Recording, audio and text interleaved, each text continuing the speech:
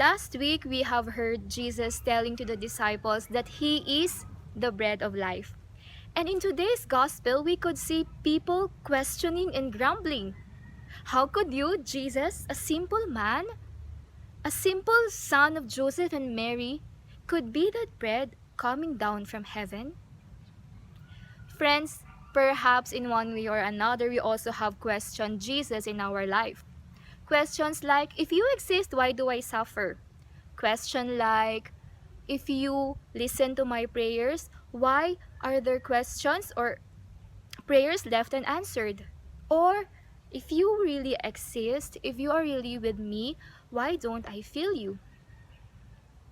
Well, in the moments of doubts and questions, Jesus reminds us through today's gospel. People cannot come to me unless the Father who sent me draws them to me. He who believes has eternal life. He who believes. It's not a matter of knowing everything.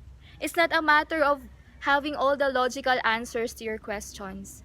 But it's a matter of faith. Faith that is a gift from God. Faith to believe that perhaps sometimes we don't see or understand God, but to believe that even in those moments, God is with me and He remains true to His promises, that He will take care of me, that He will sustain me with His daily grace. You know, 4 years ago, I took my board exam, and my only prayer then was to simply pass.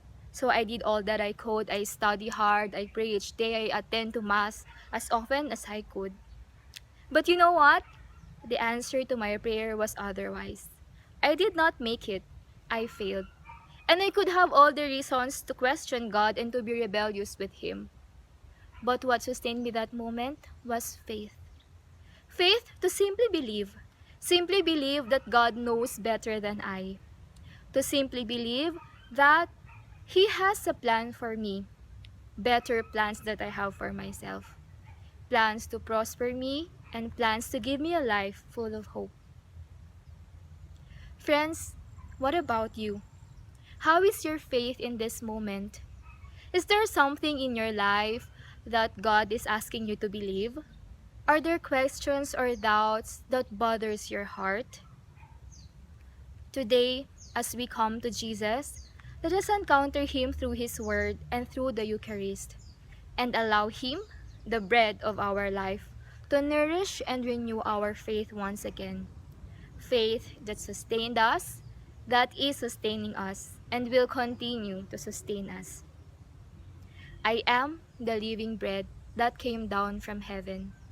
If you eat this bread, you will live forever. The bread that I will give you is my flesh, which I give so that the world may live.